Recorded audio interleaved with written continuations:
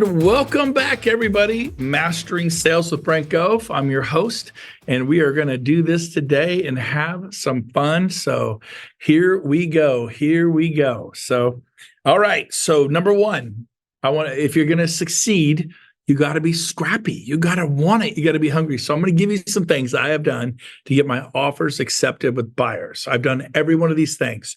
Number one time, it was 5 offers, 2 cash offers, 2 conventional offers, and 1 VA no-no. I got the deal. It's impossible. You cannot get the deal with a VA no-no going up against 2 cash offers and 2 conventional offers. What I do? I said, we are going to lose. So we're not going to play fair. You are going to the door with a basket of fruit, grapes, cheeses, meats, and wine. And he goes, "Oh, I saw the kind of wine the guy likes." The husband got into it. I go, "Yeah, he likes the syrup." I go, "I like that one. I know this great Italian delicatessen." And he bought like a Magnum, and then he shoved it in the middle of this giant basket. I said, "I want you to go to the front door, knock on the door tonight and go, 'Hey, we're the Andersons. It's my wife, Jill. Here's our 3 kids. We would give anything to raise our family in this home. I served in the military. I realize, I'm probably, this and that. But man, I just promise you, if you ever come back, we'll invite you into the backyard. We see the herb garden you built. I told him, talk about the herb garden. These people are into gardening. Say, we will maintain the herb garden. You are our VIP guest if you ever come back. People want to see their home." Marty Hampton's laughing at me because she's been around. She knows exactly what I'm talking about. And guess what? They chose us over 2 cash offers, 2 conventional offers, a VA no-no. It was in El Dorado Hills, for those of you in Sacramento. It was in a place called the Promontory. It's awesome. The home has doubled in value. We got that thing for $700,000. Easily worth 1.4, if not $1.6 million. They're happy VA no-no buyers. Another thing I did, and I don't know why, Marty, you reminded me, but I forgot about this one. I noticed the sellers were retiring to a 55 and older community in Oregon, out of Sacramento. They had a dog named Peaches, and she mentioned while we were there, she goes, "I just don't know what we're going to do with their dog. They don't allow dogs at the 55 and older." And they love their dog, but they're like, "We have to do this. We cannot afford to stay here in California, and we need the benefits and the help of being in this community, and they don't allow pets. We're just distraught. I don't know what we're going to do with Peaches. I don't know what." So we went to make the offer. Everyone wrote offers. There were multiple offers. I put in that doggone offer. The sellers love Peaches, the golden retriever. The buyers love Peaches, the golden retriever, and the buyers would be so privileged to let Peaches remain at the property, feed, care for, love, and make sure Peaches lives a long life with a lot of love. I wrote all that. You write that in your offers? Yes. It's not fair. This is war. Get scrappy. I write that stuff under additional financing terms. Well, that's not where that goes. I know, but there's room to type. And I put it all in there, man. Guess who got the deal? The couple who offered to take in Peaches because it was important to the sellers. This is not about being fair. This is about you winning for your family. And you're like, "Well, that's dirty pool." I don't know. I think it was pretty sweet to take Peaches on. And that dog lived there. We'll send you pictures. You come by and visit Peaches anytime. Peaches gets to enjoy this beautiful backyard. You get to go retire in Oregon. You guys, be scrappy. Here's another thing I did. You ready? One time we found out what kind of wine. The guy was a big wine drinker. We found his favorite wine. We came back with a huge bottle of that particular wine. We got the deal. Another time, huge golfer, sent him to the Ritz-Carlton, Half Moon Bay. They got a phenomenal golf course there. It's like England and London coming down the coastline. You think you're in Scotland or London, Scotland, and it is so epic and amazing. And I think the room was back then, I think it was like $900 a night, probably $1,000 a night. We're going to put you up at the Ritz-Carlton. We're going to pay for your golf. It's like, $225 a round, about $450. And it was like $1,500. But who would pay $1,500 for their dream home? And guess who got that deal? We got the deal because we personalized it. Again, another one. This is funny. REO days. Couldn't reach the REO agent. Could not reach the REO agent. And the staff, yeah, you and everybody else wants this property. We're probably going to get 28 offers on it. I said, oh, I got you. And I said, well, let me ask you a question. Can you tell me what it would take to get the deal? No, I can't tell you what it would take to deal. It wouldn't be fair to everyone else. I said, all right. I said, how about this? If I happen to get this deal, we're the winning bidder out of 25. You're talking 1 out of 25 odds. If we happen to win, I'm going to send my personal auto detailer to your place of work. I don't know what kind of car you drive, but you remember when you first bought it, how pretty it was, how nice it was, the leather and the condition, it was polished and clean. And now, we know years later how our cars are, and I'm just guessing. I said, my detailer is going to come by and spend all day at your office vacuuming, shampooing, scrubbing, cleaning, armor-alling, all day long while you work. They're going to be there all day, and they're going to detail your car, the engine, under the trunk, everything with a toothbrush. I ended it. You guys got to have delivery. This is like acting. And I just shut up and let it sit there. She didn't say nothing. About 5 seconds later, she goes, with a toothbrush? I go, with a toothbrush. We're going to get every little nick and cranny. That car is going to be better than the day you bought it. If I happen to get the deal, I'm just saying. And she knows exactly what I'm doing. And she said, I kid you not. She goes, 405. And it was a bank repo at the time. We were going to offer like 420. And I go, 405 what? She goes, 405. 405. I'm like, 405 what? She goes, you're not very smart. She didn't say that. She goes, $405,000. I said, oh, she goes, offer 405, you'll get the deal. We were going to go 420. And so I go, are you sure? She goes, just offer 405. It was funny. We offered 405. My friends bought that home on the 17th hole of XYZ golf course, because this is being recorded and we'll go out to humanitarian. I'm not going to disclose this high-end golf course. Might have been Pebble Beach. But anyways, just kidding. It was not Pebble Beach. But Drew, did you not list that home and sell that home for my friends? Yes or no? Don't say their names. Oh yes, and sold it for quite the My profit. volume's down. I can barely hear you, Drew. Go ahead. Sorry, that was my bad. I turned yours down. Yeah. Was it a beautiful home and right on the Yeah, 17th and green and all that? they doubled There it it comes. doubled Yep. equity. Might have been in Alaska, might have been in Florida. We're not saying names, but this actually happened. And so she said, okay. And I got the deal. And I went out and found a detailer, made him I didn't have a detailer, but I went and got one. And then I said, take a toothbrush with you. I paid him an extra $100. I go, make sure you get in the crevices, the extra $100. I need you to use this toothbrush. You got it. I promise you you'd have it. They laughed. Okay. And I said, by the way, I'll use you for more deals if I get the chance. Can you give me a little deal? And they go, yeah. They took some money off, and there it was. And I delivered. So funny story there. I think 3 years later, try to get a hold of that same REO agent. No answer. I call the agent and I go, yeah, it's Becky there. That's when I detailed her car. She goes, yeah, who's calling? I go, Brent Gove. She goes, like Brent Gove, Brent Gove? I go, yeah, Brent Gove. They had like 5 employees. And she goes, okay, just a minute. She muffles the phone, but I could still hear. She goes, hey, it's that guy. She goes, what guy? The guy. She goes, what guy? The guy who detailed your car with that toothbrush. She goes, oh, that guy? Yeah, the Brent Gove, I think is his name. Yeah, that guy. He's on. She goes, okay, put him through. She goes, can he do my car? Can you like, let's help him get the deal. I got another deal. Cost me, I think, $175. Like scrappy. Can you be scrappy? Are you detailing secretaries' cars? How about this one? John Brophy, another REO agent, couldn't get into Keller Williams. I was a Remax agent. You can't get by the front desk. They don't let you walk into Sotheby's past the front desk, past Berkshire Hathaway, past whatever. You can't just walk in and go find people. So what do? You can't. You better talk to that listing agent. You ain't going to get anywhere. What'd I do? What would you do? I thought, At 11 a.m., I ordered 5 large pizzas from the Last Honest Pizza guys, Round Table Pizza. I went and picked up at 11:30 all these pizzas, all this soda, and I knew John Brophy had like 5 assistants. I went to the back door of Keller Williams, and I just waited. About 10 minutes later, someone popped out the back door to go to the parking lot. I said, "Oh, thank you very much." They held the door open for me. And I go, "I'm just a delivery guy. I'm just a delivery guy." And I walk right in the back door. They assumed I was supposed to be doing that.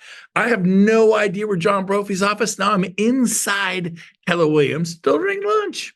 And I go, "Hey, could someone tell me where John Brophy's office?" "Yeah, right down the hallway left." I waltz in, I turn the corner, I walk in, I got the smell of yummy hot pizza, a thing of soda, 5 boxes in this arm. And I go, "Hey, I'm here to deliver lunch."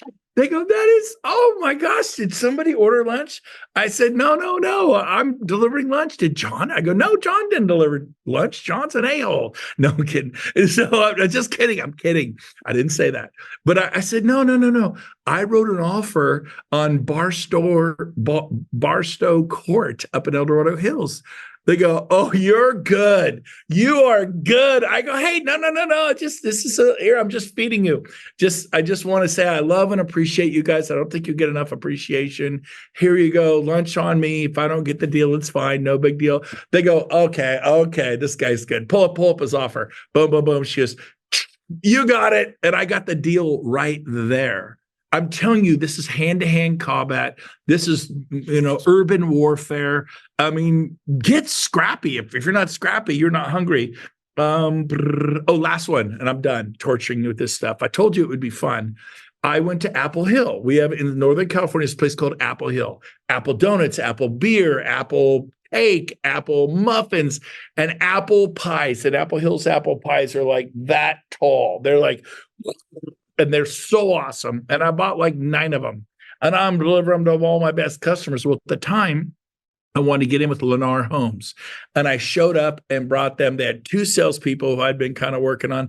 I said, "Hey, guys, I just want to bring you a little treat." I bought them giant Apple Hill apple pies right before Thanksgiving. They're like, oh my gosh. The next day, I get a referral, $600,000 listing, because they can't list them. Boom, just like that. $18,000 commission. Just like that. What I do, about 2 $17 Apple Hill pies and delivered them. Get scrappy. Yeah, you guys with me? I mean, it was so much fun to do. And I could tell you these stories. I could go on and on and on. I forgot about Peaches. I totally didn't have that in here, Marty. But Peaches, the golden retriever, man, that's legit. In the offer, I go, "We'll only take the house if it comes with Peaches. We don't want this house if it doesn't come with Peaches." Have some fun with it, right? Do that. Okay. Grandma's buried in the backyard. Hey, come anytime you want. Come visit grandma. Whatever it takes, guys. Come on out. Bring flowers. We're going to give you a key to the side door. Come on back, Okay, I'm going to move on. Let's see. Key salient point. My next one. The first one was get scrappy. Key salient point number 2, manage buyers and seller expectation. You say, because they complain, I was clueless, I didn't know what was going to happen. So the first thing you do is we're going to get you a beautiful dream home. We're going to get an escrow. The next thing that happens, we're going to do a home inspection. The next thing that happens is they're going to send us disclosures. So we're going to review those. And if you're happy with what they disclose, nothing scares you, and the home seems to be good, and the home inspection comes out well, then the lender's ordering an appraisal. The home will be appraised. And as long as it's appraised good, and even they do their own inspections, the appraisal company, because the bank wants to protect itself. They don't want to rely upon your home inspector. They have another home inspection. The seller has to disclose all this stuff to you. We do our own home inspection. If we're worried about electrical or the roof or windows, we send out a window company, an AC company, a sewer, a well. We'll send specialists, but we're going to make sure you're protected. You totally know what you're buying. And then if you feel good, if you've reviewed the disclosures, you've looked at the CC&Rs and the prelims and the HOA docs, which tell you, here's the restrictions. You can't put a semi on the property and have it idle all night. In this suburban neighborhood, you can't plug in your motorhome and run a sewer line across the sidewalk and power lines across the sidewalk. You cannot do. You're going to find out what you can and can't do. And once you review all that and you're good, we're going to remove contingencies. And then the lender funds the loan and it records, and I hand you the keys. This is the process. I'll have them come into the office and give it to them. Nobody does that. Like, very few people do it. And we recorded this today, so you can listen to that again. That's the same spiel. It rolled off my tongue because I've said it thousands of times. Are you showing them how this is going to go? And when they say, well, look, I'm nervous, go, look, you're not buying a home. We're just trying to see if we can get an escrow. Then we do the inspections. Then we review the disclosures. If we see anything in the prelims or the CC&Rs, which I still been doing this 27 years, I don't know what that stands for. Covenants, something, and restrictions. CC&Rs. I don't know what's the other C stand for. I don't even know. I don't care. Who knows what the other C stands for? CC&Rs. Conditions. See, who cares? Covenants, conditions, and restrictions, whatever. But 27 years, I think I just learned what CC&Rs meant. I had the first one and the third one. HOA, get a survey if you're worried about where the fence line is. Maybe it's 5 or 10 or 30 acres. We can get a survey, very expensive. Try not to get involved in surveys. Big word of knowledge to you. Avoid surveys like the plague. Only if you have to. It's a pain, in my opinion. But maybe they figured it out. But when I did it, it was not good. But manage those expectations. Let them know the process they're going to go through. But I always say, look, you're not buying the home till we remove contingencies. Well, I'm not buying the home. No, now let's write an offer for $1.8 million. And oh, by the way, I need an earnest money deposit of $100,000. But you're not buying the home because they're not until they've reviewed disclosures. Well, we're going non-contingent. That's all contingent. They're going to give you prelims. They're going to give you CC&Rs. They're going to give you HOAs. That's a get out of jail for free card. Now check with the broker in your state. What I say, check with the broker in your state. Your state may be weird, but California, the second they hand you disclosures, you have 48 to 72 hours to get out of that deal. So even if you come in you got to review the lending package. You got to make sure you get that, the good faith estimate. There's stuff that has to be done. So even if you're non-contingent, trust me, you're contingent. Talk to the broker in your state. Don't just say, Brent told me this, but you're from Delaware. And in Delaware, they kick your butt. I'm saying talk to the broker in your state. I'm being responsible here. So that's it on the buyer-seller expectation. Finally, my last thing today, this is my favorite thing, and we're going to wrap up today's call, and I saved the best for last. You ready? You ever want to know, like there's 2 offers on the home, 1 offer on the home, 5 offers on the home? You ever want to know what you got to offer to win? Because when it comes back highest and best, it's like your bar, what's that? You say, well, you basically close your eyes, and what's the absolute most you'll pay for this property? Like, God, I love the property. It's $1.3 million. $1.4 million. Well, what if $1.310 would have won? You just burned $90,000.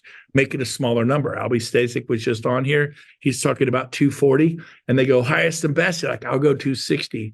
What if he only needed to do 242? You just burned $18,000. If you saw $18,000 on the sidewalk, nobody around, all cash, would you pick it up? I mean, I guess you would. Would you kick it? Would you not even bother to pick up 18 grand? So I love to do. What we'll do is I'm going to role play with Tara. Hey, Tara, how are you? Tara Diaz, unmute yourself. She did not know this. And I'm so excited to say your name right. I keep saying Tara like a dork, but I didn't do that today. I practiced. You don't know this. I practice after the 1% club because I care about you, but I can be goofy and mess up names. Tara. So Tara, you're the listing agent. Okay. So be hard on me, but don't kill me, okay? But act like most listing agents. So Tara, you get 2 offers, and we're just going to role play. Watch what I do, and just kind of play along with me, but don't make it overly easy. But let me squirm a little, okay? This is pretty much how it happens. So Tara, do you have a couple offers on this property? I do. You do? Okay. So, we're coming in $5,000 over full price as is. We close in 10 days, and the seller could stay for a month rent-free, no security deposit. You get paid in 10 days. I get paid in 10 days. I'm super excited about that. Terms are incredible. But quick question to you, is $5,000 over full price going to get the job done? What do most listing agents say to you? Be a little tough here. What do they say typically? What I would say typically is I don't disclose the terms of my other offers. So Bingo. They say, hey, I can't tell you. It wouldn't be fair to the other agents. I don't disclose the term of the other offers. And so that's typical what they say. I said, oh, yeah, I get that. Okay, well, my couple, she's a vet. He's a fireman. They're the sweetest couple. I love them. They got 2 little kids, a 4-year-old, 2-year-old. I'm kind of pulling on her heartstrings a little bit. She's, trust me, everybody tells me this stuff, Brent. I cannot tell you. And I said, okay, Tara, is it okay if we do one thing here real quick? Possibly. If I promise to be quick? Possibly. Okay. I don't want to guarantee. I want to play the hot cold game with you. I say this to listing agents all the time. And what I mean is, okay, because I could tell just from your reaction, it sounded like possibly we're not even there. So you're not going to tell me what the other people offered, but am I even warm at 5,000 over the asking price? Now I want you to pick a number in your head that's more than where I was. We'll make an asking price is 7. I'm coming in 5 over, so 705. But you pick a number in your head right now. Pick a number that you actually pretend one of your offers gave you. I don't know, 720, 740, 765, whatever it is. You got the number. Yeah. It's my goal to get the number.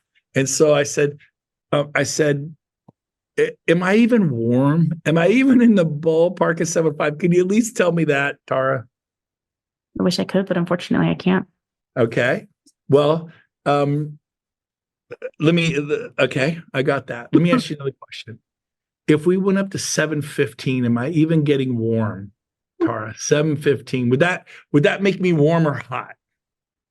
I'm playing the hot cold game. You're not telling me what they're offering. I'm just asking if I'm even remotely close if I went to 715. If I was in the actual situation, I would say I would recommend that you write an escalation clause because I'm open to including those and put whatever your client's max is. All right. So Tara is a driver. Nobody ever does what she's doing to me. So she's playing serious hardball. Everybody answers the question. So she's a high D driver. She shut me down. So I'd probably have to do the escalation clause here. I'm telling you right now, they sing like canaries. So soften it up a little bit. She's playing and go. So if I did, how about 720? I just keep ignoring her. I go, how about 720? Now soften it up a little bit. Am I even getting warm?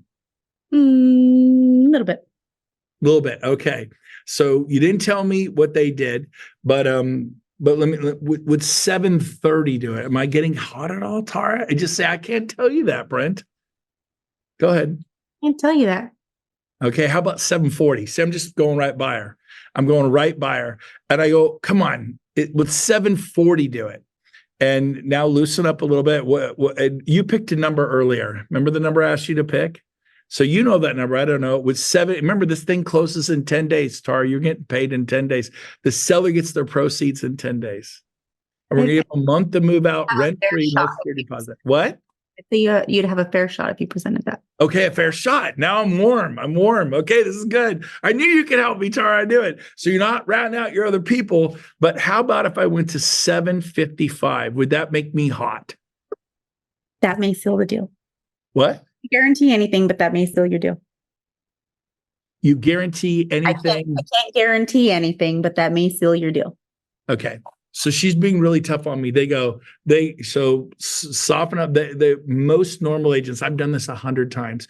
They would go, man, you're really hot. You're really hot. And then I go, okay, Charles, like really hot as in that does it? I just told you that might seal your deal. What? I just told you that might seal your deal. That's hot. You're talking so quick, I didn't hear you. So I just it might seal the deal. It'll seal the deal. Okay. I didn't hear you. Okay, so she tells me. So I just keep going with a smile on my face. They tell me every single time. I don't think I've ever been shut down. Now, I did ask her to be tough on me, in fairness to her. But I go, Tristan, we're just playing the hot gold game here. You're not ratting out the other age. But am I even warm? Yes, you're warm. I go, how about 720? Like, yeah, you're getting hot. They will play the hot gold game. And I just keep going to like, yeah, you're red hot. You're red hot. I go, so red hot is in, I got it. Then, yep, that'll seal the deal. Now I know where I got to be. I go back to my client, Coach Bill. They said, I know you're 705, but man, this thing has multiple offers. It's hotter than a pistol. We got to go to 745. We got to go up 40 if you want it. If you don't want it, fine, we're walking, but it's 745. And Coach Bill goes, too much. I can't go up 40 grand. I just can't. I said, all right. And this is where most of you quit. What would you do, by the way, Coach Bill?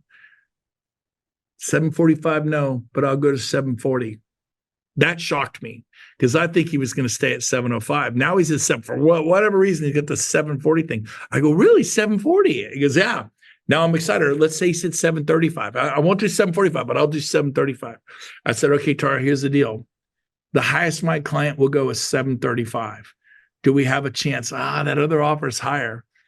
I said, okay, well, if they back out or anything, I'm sending you a counter offer right now. And I do a big X where the signature is, and I write per verbal with buyer. I scribble it out like a signature. I do it really sloppy, and there's nothing illegal that says you can't do it sloppy. Can you put per verbal with buyer, per verbal with seller on a document? Yes, you can. Now talk with the broker in your state. Maybe in your state there's some weird rule, but for 27 years I have put per verbal with buyer. But like a doctor, as the years have gone on, I learned to write a little scribbly, a little per verbal with buyer.